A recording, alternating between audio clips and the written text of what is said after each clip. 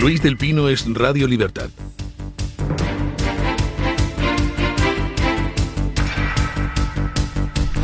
(7:32), 6:32 en las Islas Canarias. Vamos con las noticias de las 7:30 con la ayuda de don Eric Gutiérrez.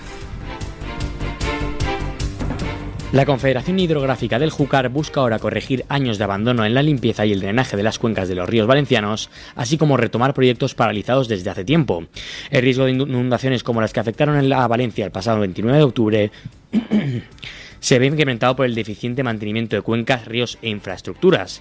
Tras una catástrofe que ya ha dejado 219 víctimas mortales, decenas de desaparecidos y miles de damnificados, la conferencia inició el pasado 5 de noviembre el expediente para el mantenimiento y conservación de la presa de Forata y el canal del Magro.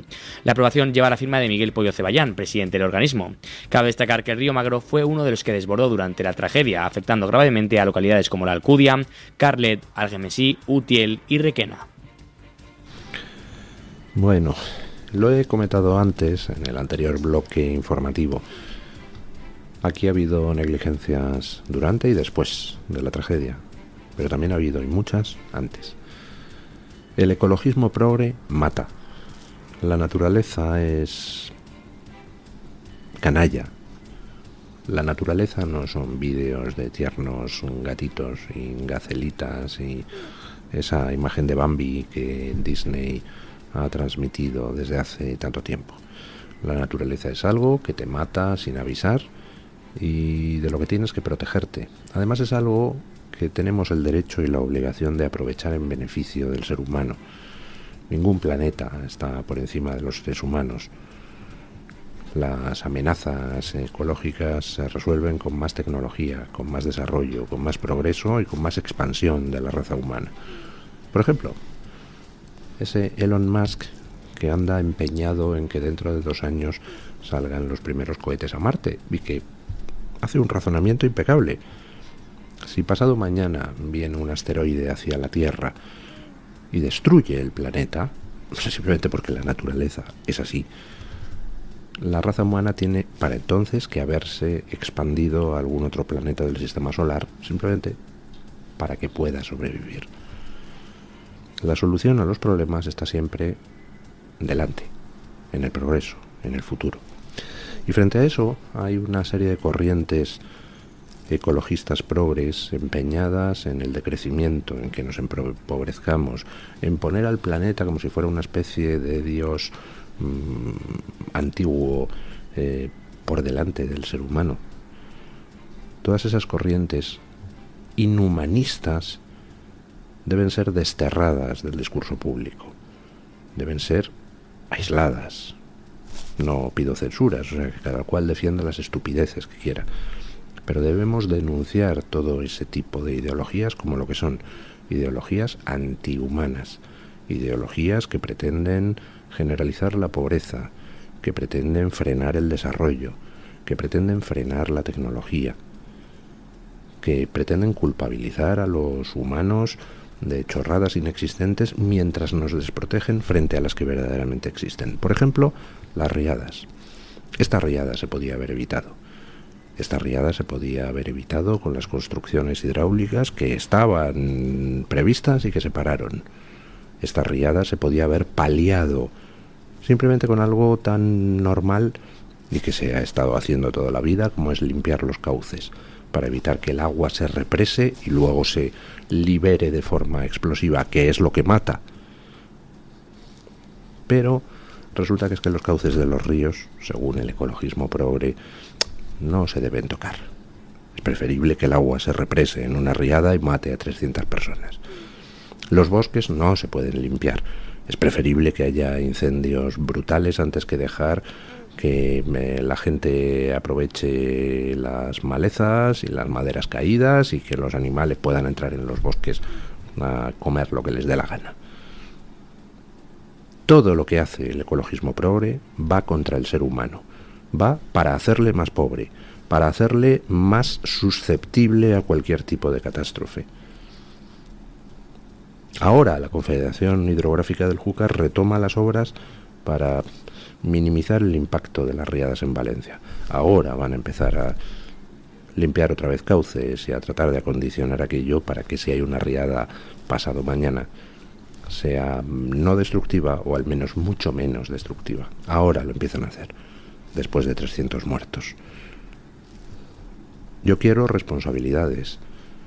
Quiero saber quiénes fueron con nombres y apellidos los que se dedicaron a impulsar este tipo de medidas absurdas que impiden proteger al ser humano frente a una naturaleza que, insisto, no son vídeos de gatitos. La naturaleza son riadas y terremotos y tsunamis y erupciones volcánicas. Y ante eso, el ser humano se tiene que proteger. Y quien no le protege es un criminal. Quizá no haya dolo, pero desde luego es un criminal, porque expone al ser humano a riesgos innecesarios y que nuestros antepasados habían aprendido a intentar controlar hace muchísimo tiempo.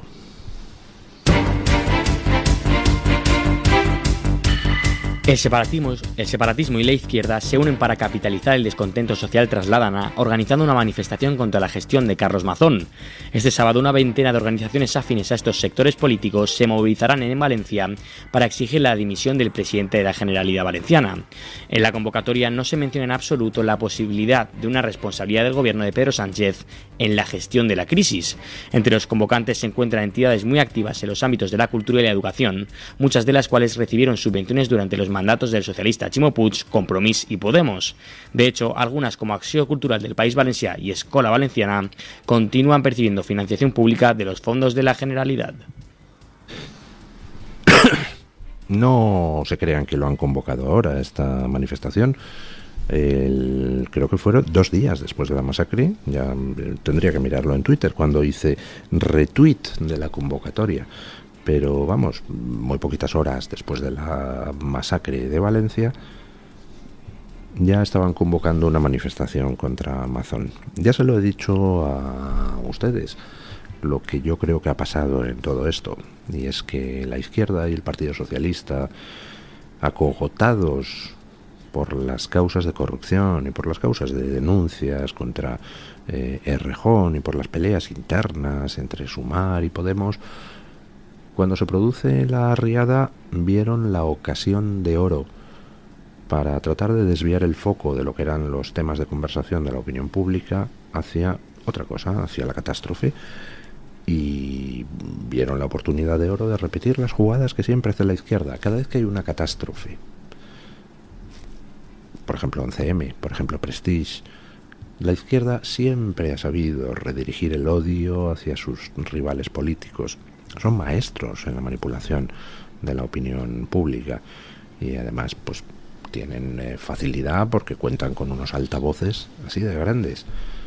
Los medios de comunicación están a su servicio, los de izquierda por afinidad ideológica, los de derecha pues unos por que se dejan llevar, otros por cobardía, y todos ellos por un esquema de subvenciones y premios que hace que cuando uno sale de la Facultad de Periodismo sepa que si te dedicas a defender las causas de la izquierda o al menos no obstaculizarlas, pues entonces progresarás en el periodismo, y si no te dedicas a eso, pues serás un muerto de hambre. Esa es la situación en estos momentos y es lo que permite que la izquierda siempre manipule a la opinión pública para redirigir odios hacia donde le conviene. Y en este caso fue lo que intentaron hacer. Y ya les digo, pocas horas después de la masacre ya estaban convocando una manifestación contra Mazón, que será la que se celebrará, pues no sé si hoy o mañana. ¿Cuándo se celebra? Mañana. Mañana se celebrará. Eso unas horas después, es decir, cuando todavía no sabíamos ni qué había pasado ni el alcance de la tragedia, lo cual demuestra que su interés en redirigir el odio es previo a la obtención de datos. Bueno, problema, pues que les ha salido todo mal. Y les ha salido todo mal primero porque han perdido el monopolio de los medios de comunicación. Ahora afortunadamente existen las redes sociales, o la red social, existe una red social libre, bueno, 2. Una es Twitter y la otra es WhatsApp. Y eso permite que los mensajes circulen, que los vídeos se vean, que los testimonios directos se escuchen y que la gente intercambie opiniones sin que intervenga el intermediario habitual, que era el periodista de los medios tradicionales. Y lo que ha pasado es que la gente no ha caído esta vez en la trampa de la redirección del odio. Esta vez le ha fallado el mecanismo a la izquierda española. Y ya vimos lo que pasó en Paiporta, donde la indignación de los vecinos se dirigió no contra los Reyes, no contra Mazón, se dirigió contra Sánchez, que es el máximo responsable de la respuesta a lo que ocurrió en Valencia. Porque ante una catástrofe de esa magnitud, el gobierno desde el minuto 1 tenía que haber estado al pie del cañón tomando medidas.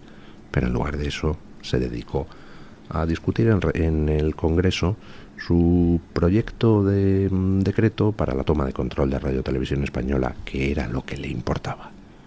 Los muertos valencianos, Sánchez, en fin, le entran por un oído y le salen por el otro, pero la toma de control de Radio Televisión Española sí que era fundamental. Y esta vez la gente no ha caído en la trampa, y esta vez la gente su odio lo ha dirigido hacia el que verdaderamente lo merece, hacia el máximo responsable de lo que ha ocurrido. Mañana, pues estas organizaciones harán un intento de volver a fijar en Mazón las culpas. Bueno, pues muy buena suerte os deseo, chavalotes. Bueno, no es una manera de hablar, pero esta vez os ha salido mal. Esta vez la gente sabe a quién tiene que odiar y lo tiene muy claro, como demuestra la encuesta que hizo hace un par de días para El Español, la empresa sociométrica, donde quedaba claro cuál era la valoración entre los valencianos. El rey y la reina, notable alto. Mazón, deficiente, no llegaba al suspenso. Sánchez, muy deficiente, con un 2,4 de valoración. Ya sé que a la izquierda progre le encantaría, y de hecho es que lo piensan, que la gente fuera idiota. Pero para su desgracia la gente tiene mucho más sentido común de lo que tienen los políticos progres medios. Y ya ven ustedes lo que ha pasado en Estados Unidos, donde tanto listo se ha quedado con un palmo de narices en sus deseos y en sus predicciones. Bueno, Sánchez en Paiporta se comportó como un cobarde. Quedó noqueado, como contaba ayer Ketty Garat en The Objective, lloriqueando el domingo por Moncloa, según filtran fuentes socialistas. Y la prueba de que quedó noqueado ha sido algo realmente infumable. Sánchez ha enviado a una unidad de élite de la Guardia Civil a detener a los agresores. Y al final la Guardia Civil concluye, primero, que nadie agredió a Sánchez. A uno de los coches de su comitiva sí. Segundo, que los investigados ninguno tiene ninguna relación con ninguna trama de extrema derecha. Con lo cual, ¿qué has hecho, Sánchez? Has enviado unidades antiterroristas a detener a vecinos que lo han perdido todo. Pues te estás cubriendo de gloria, machote. Eso es un error que alguien no noqueado no cometería. Y hoy Sánchez vuelve a cometer otro error. Demostró que era un cobarde en Paiporta y hoy lo demuestra en el Parlamento. Escuchen. Vox acusa a Pedro Sánchez de esconderse en Azerbaiyán para no tener que dar explicaciones en el Congreso sobre su gestión de la DANA. Así lo ha declarado el secretario general del Grupo Parlamentario Vox, José María Ficaredo. En el pleno de la semana que viene, el presidente del Gobierno tampoco estará. Mientras la tragedia sucedía en España, el presidente del Gobierno mantenía toda su agenda en la India, donde era recibido y agasajado entre flores.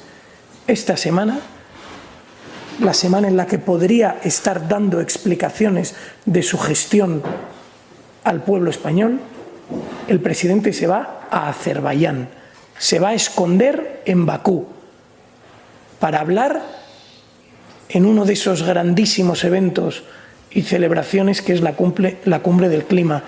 Irán todos en sus jets privados, en sus aviones, a hablar de cómo las personas, de cómo los españoles tenemos que vivir. Además, en su intervención, Figaredo ha querido hacer hincapié en que la prioridad del gobierno sigue siendo asaltar Radio Televisión Española. Continúan con el asalto a la televisión pública. El primer punto del orden del día del pleno de la semana que viene será la votación de los nuevos miembros del Consejo de Radio Televisión Española.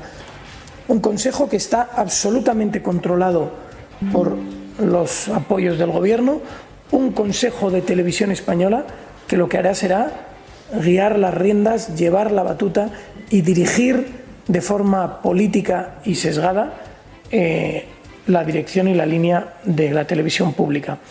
Y esto ya lo habían dejado claro la semana pasada, en la que mientras literalmente cientos de valencianos, cientos de españoles estaban ahogándose, la prioridad del gobierno era asestar un golpe y tomar el control de la televisión pública española.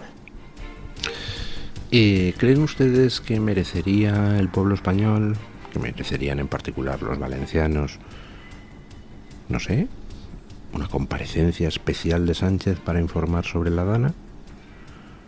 ¿Sobre lo que ha pasado antes, durante y después? ¿No merecemos los españoles que Sánchez dé la cara? Bueno, pues no le vamos a tener tampoco en el pleno de control al gobierno de la semana que viene, porque se pira a Azerbaiyán, que como saben ustedes es el lugar donde hay que estar mientras mueren 300 españoles en Valencia. Mientras continúan las tareas no ya de reconstrucción, es que no han terminado ni las tareas de limpieza, y pasará muchísimo tiempo. Todavía estamos recontando cuántas empresas van a tener que cerrar, que despedir a sus trabajadores definitivamente, porque pymes que lo han perdido todo, incluido el material que tenían en stock. Todavía estamos recontando muertos. Hoy el Tribunal Superior de Justicia de Valencia ya dice que los muertos recibidos ascienden a 211, los muertos recibidos en la morgue de Valencia. Continúa el procedimiento de autopsias, continúa el procedimiento de identificación. Se ha podido localizar entre los cadáveres que ya estaban y que todavía no se sabía a quién correspondían, pues aproximadamente a 40 de los que estaban denunciados como desaparecidos, con lo cual la cifra de desaparecidos oficial, es decir, con expediente abierto, desciende a menos de 50. Seguimos con el recuento de las víctimas y Sánchez se va a Azerbaiyán, a la cumbre del clima. Pues muy bien, hombre. A ese sitio donde precisamente se discuten y se aprueban todas esas medidas que básicamente consisten en el ser humano es una basura, el consumismo es una basura, estamos destrozando al pobre planeta, que es el que realmente nos importa, no el puñetero ser humano, y por tanto tenemos que restaurar la naturaleza, dejar los cauces de los ríos que se obstaculicen solos.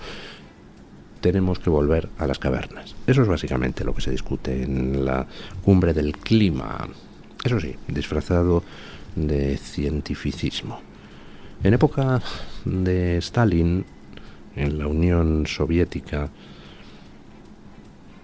el 100% de los científicos decía que la teoría de la evolución era falsa. El consenso científico es que la teoría de la evolución era falsa.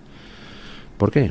Pues porque un canalla llamado Lysenko se dedicó a prosperar en el Partido Comunista y a propalar teorías, el lysenkoísmo, que básicamente decían que la teoría de la evolución es un invento burgués y que realmente se puede coger una planta tropical y enseñarla, adaptarla para cultivarla en el círculo polar ártico.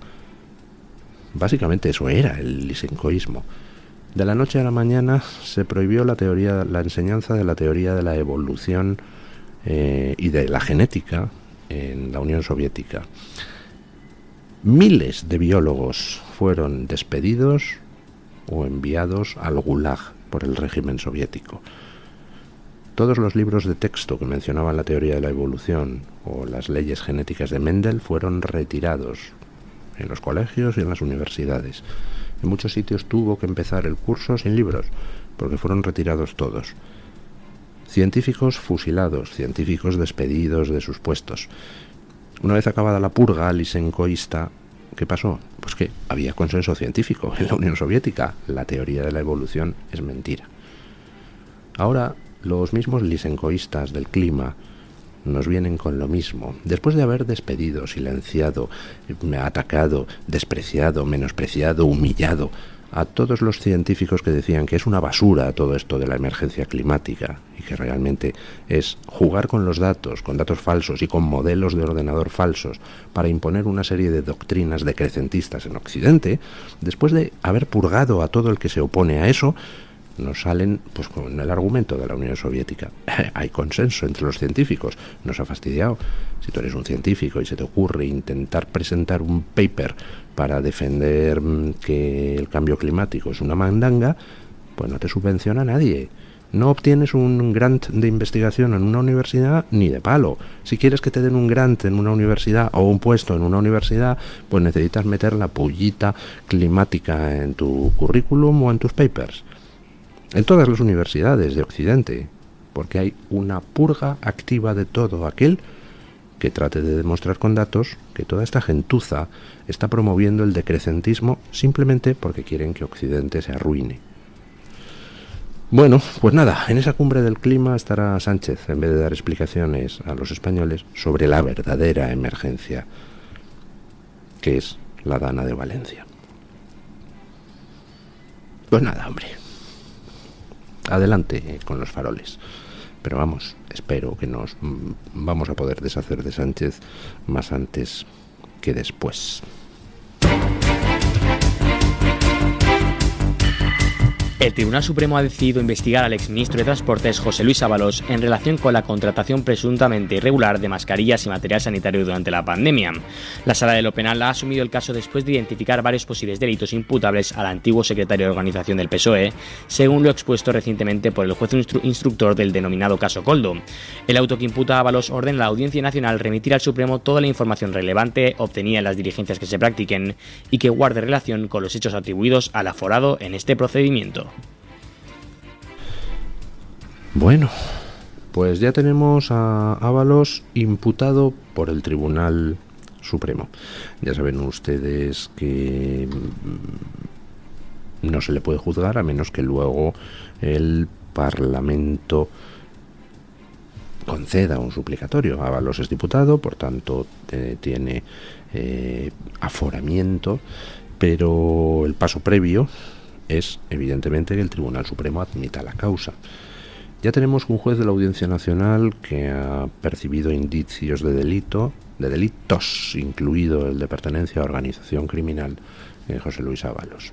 Ese juez elevó exposición razonada al Tribunal Supremo diciendo los indicios de delito que él ha detectado. Y ahí podían pasar dos cosas, que el Tribunal Supremo dijera, a ver, juez, mira, estos indicios son demasiado endebles, no hay materia aquí.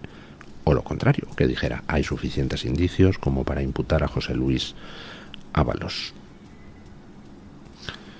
Y lo que ha decidido el Tribunal Supremo es que hay suficientes indicios, es decir, ha validado las investigaciones que hasta el momento ha hecho el juez y por tanto ha nombrado ya ponente instructor para la causa.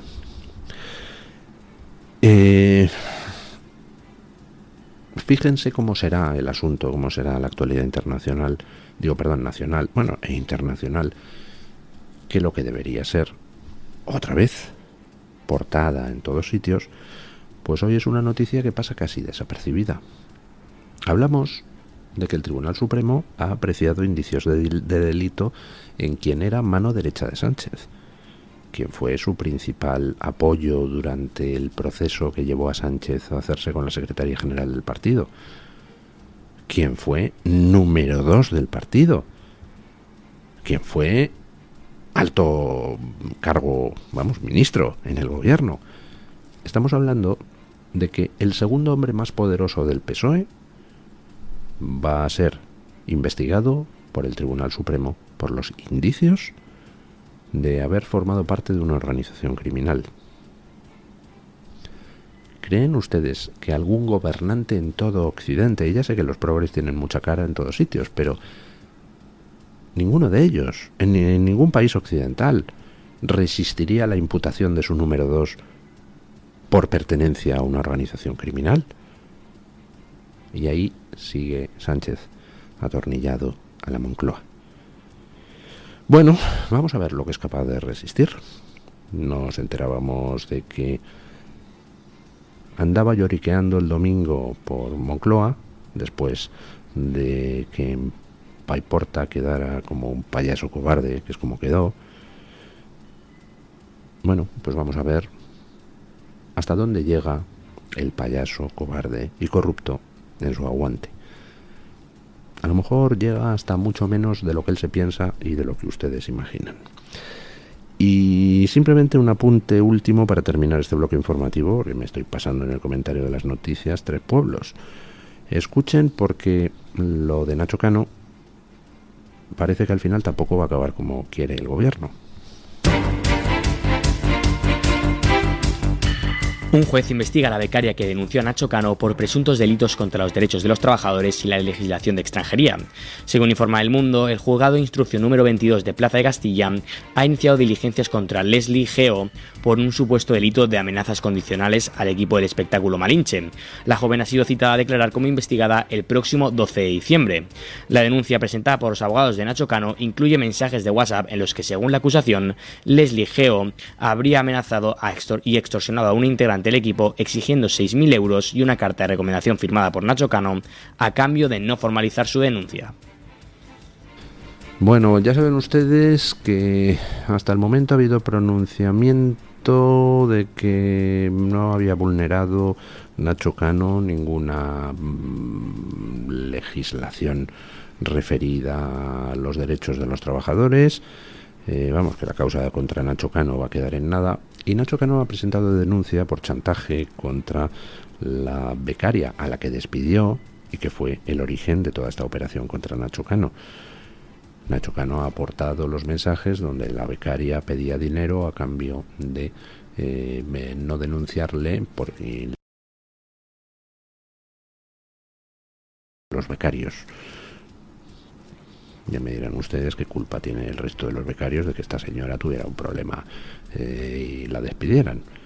Bueno, pues un juez ha admitido la denuncia. Eso no quiere decir nada.